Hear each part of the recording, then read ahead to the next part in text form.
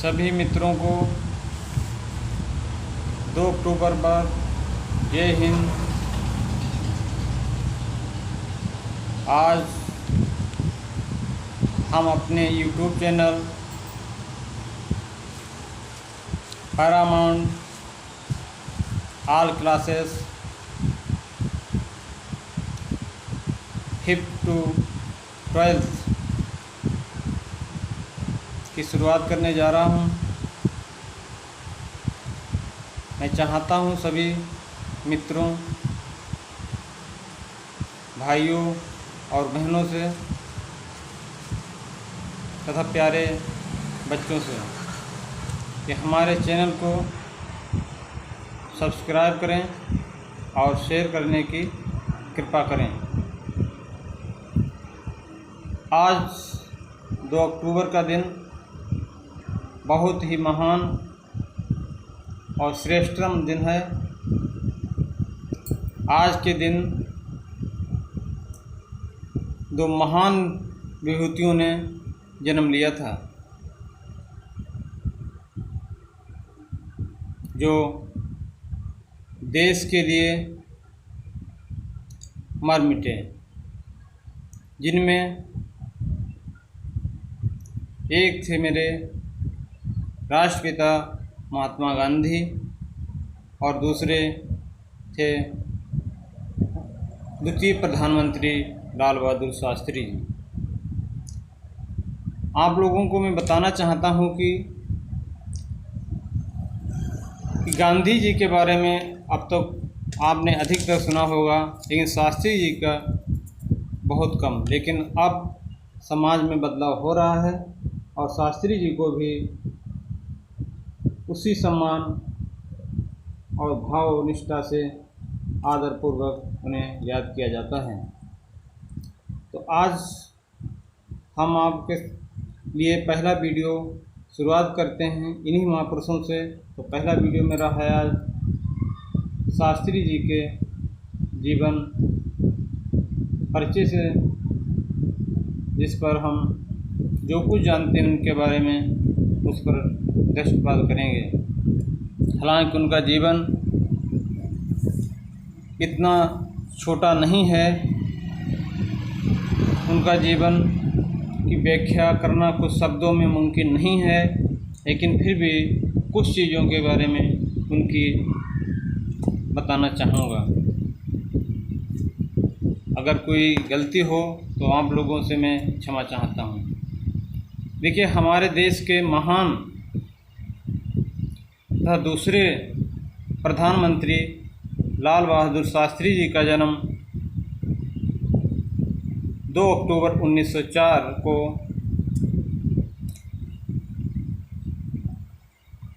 मुंशी शारदा प्रसाद श्रीवास्तव तथा माता राम दुलारी के यहाँ मुगलसराय में हुआ था। इनके पिताजी एक प्राइमरी शिक्षक थे, जिसकी वजह से उन्हें सब कोई मुंशी जी कहकर बुलाता था।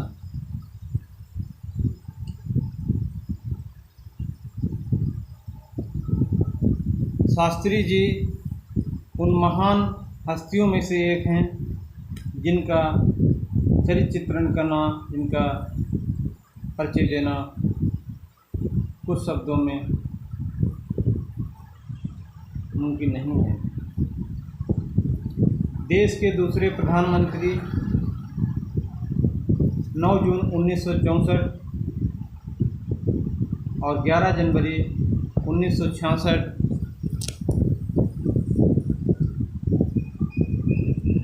अपनी मृत्यु तक वो प्रधानमंत्री के पद पर रहे। लगभग 18 वर्षों तक उन्होंने देश की सेवा प्रधानमंत्री के पद पर रहते हुए की थी।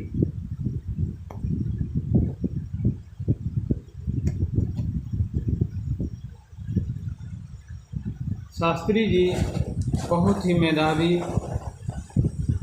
किस्म के थे। लेकिन दुर्भाग्य रहा इनके साथ कि इनके पिताजी जब इनकी उम्र तकरीबन 1.5 वर्ष थी तब इनके पिता का देहांत हो गया, और जिस कारण इनकी माता अपने सभी बच्चों के साथ अपने मायके चली गईं। और ये भी कहा जाता है कि शास्त्री जी अपने चाचा जी के पास रहने लगे क्योंकि आगे की पढ़ाई वो कर सकें। शास्त्री जी ने बनारस यूनिवर्सिटी से शास्त्री की डिग्री प्राप्त की थी, जिस कारण उन्हें शास्त्री कहने लगे। देश के समस्त कोने में आज उनकी जन्म जयंती बड़े धूमधाम से मनाई जा रही है। शास्त्री जी बहुत ही सरल और विनम्र स्वभाव के थे। अपनी छोटी कदकाठी की वजह से लोग उनकी कुछ मजाक भी बनाया करते थे, लेकिन शास्त्री जी इन सब बातों पर कोई ध्यान नहीं देते थे। जब पाकिस्तान के प्रधानमंत्री अयूब खान ताशकंद समझौते में शामिल होने गए और शास्त्री जी वहां पर पहुंचे तो वहां की मीडिया और अयूब खान ने उनकी मजाक बनाई, कहा कि आप कदमे तो बहुत छोटे हैं, कैसे बनेगा। तो शास्त्री जी का एक जवाब था, कहा कि हम छोटे हैं, हम सिर उठाकर बात करते हैं और अयूब खान से झुकाकर बात करते हैं।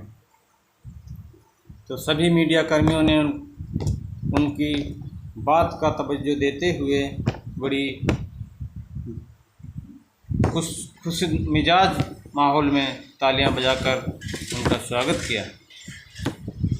जब 1947 में स्वतंत्रता के बाद वे भारत सरकार में शामिल हो गए, प्रधानमंत्री नेहरू के प्रमुख कैबिनेट मंत्रियों में से वो एक प्रमुख बन गए।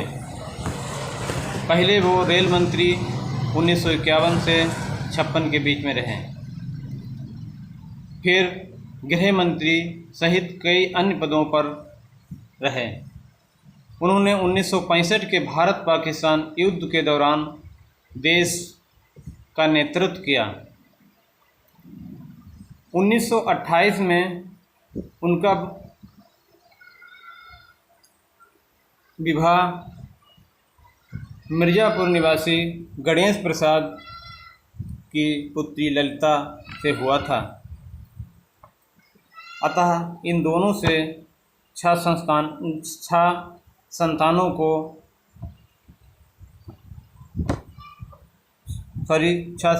6 संतानों को जन्म दिया। उनके 4 पुत्रों में से अनिल शास्त्री और सुनील शास्त्री आज भी हैं, जबकि 2 पुत्र दिवंगत हो चुके हैं। जब शास्त्री जी के अंत में उनकी मृत्यु के बाद उनका पासबुक बैंक अकाउंट चेक किया गया तो बताया जाता है कि उनके अकाउंट में मात्र 365 रुपये और 35 पैसे थे। क्या ऐसा आज के प्रधानमंत्री या आज के किसी मंत्री या विधायक के खाते में ऐसा है? नहीं है। लेकिन वो एक सीधे सरल स्वभाव के व्यक्ति थे। उनके पास मात्र 2 जोड़ी कपड़े थे, ठीक है। एक जोड़ी गंदी होने के बाद उन्हें धुलवाते थे, दूसरी पहनते थे। जब शास्त्री जी पाकिस्तान और भारत युद्ध के दौरान भारतीय सेना काफ़ी तीव्र गति से आगे की ओर बढ़ रही थी। यदि 2 घंटे और युद्ध चलता तो लाहौर तक हमारी सेना पहुंच जाती। लेकिन इसी बीच पाकिस्तान ने अमेरिका से दबाव डालने के लिए कहा। अमेरिका ने भारत को धमकी दी कि यदि आपने युद्ध नहीं रोका तो हम आपके यहाँ अनाज की सप्लाई बंद कर देंगे। तो शास्त्री जी ने कहा, मुझे इससे कोई गम नहीं है, अनाज बंद कर दोगे तो हम भूखे मर सकते हैं, लेकिन बेकार अनाज और तुम्हारा सड़ियल गेहूँ खाने से अच्छा है हम भूखे मर जाएं। ये डील जवाहरलाल नेहरू के समय में हुई थी, जब भारत में अकाल पड़ा था उस समय, तो नेहरू जी ने डील की थी विदेश से अनाज मंगाने की। जो अमेरिका से आता था बहुत ही सड़ियल लाल होता था गेहूँ, जहाँ अमेरिका के पशु भी नहीं खाएंगे, जो भारतीयों को खिलाया जाता था। तब शास्त्री जी ने अपने देश के समस्त लोगों को आह्वान किया और तकरीबन एक सभा बुलाकर उसमें तकरीबन 1 से 1.5 लाख व्यक्तियों का हुजूम रहा, जिसमें उन्होंने सभी देशवासियों से कहा कि सभी देशवासी सप्ताह में एक बार व्रत रखेंगे, जिससे हमारी जो अर्थव्यवस्था है वो सुदृढ़ हो और जो हम अकाल से जूझ रहे हैं उसमें कुछ राहत मिले। तभी से लोगों ने अपने आप को एक व्रत के रूप में सप्ताह में रखना शुरू कर दिया। आज सोमवार को अधिकांश लोग व्रत रखते हैं, ये परंपरा वहीं से शुरू होती है। तो हम यही कहना चाहेंगे कि ऐसे शास्त्री जी, ऐसे बहादुर वीर जो कद काठी से मात्र 5 फुट लगभग 3 इंच के थे, लेकिन उनका कद बहुत ऊंचा था। समस्त हिंदुस्तान में ही नहीं, विश्व के लोगों में भी उनका कद ऊंचा था। जब अमेरिका ने उन्हें धमकी दी तो शास्त्री जी ने उनकी धमकी को नज़रअंदाज किया और कहा, हम पर कोई फ़र्क नहीं पड़ता है, युद्ध हम लड़ेंगे, युद्ध हम जीतेंगे। और यही हुआ कि युद्ध भारत और पाकिस्तान के बीच जब हुआ तो भारत ने काफ़ी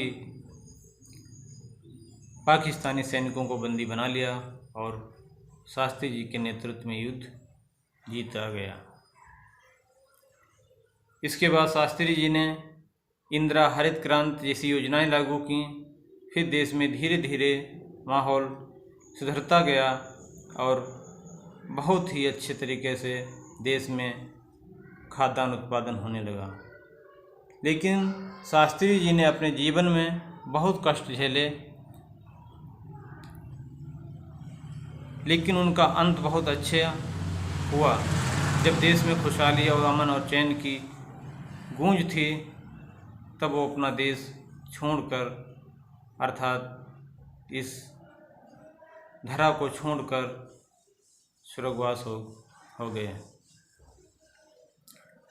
तो आज के लिए मैं सभी दोस्तों, सभी प्यारे बच्चों, सभी मित्रों, सभी भाई और बहनों से अनुरोध करता हूँ कि आज के लिए मैं इतना ही सिर्फ शास्त्री जी के बारे में कुछ बताना था। आज के दिन मैं अपना चैनल स्टार्ट करने जा रहा हूँ, तो इसे सब्सक्राइब और शेयर ज़रूर करें अगर अच्छा लगे तो।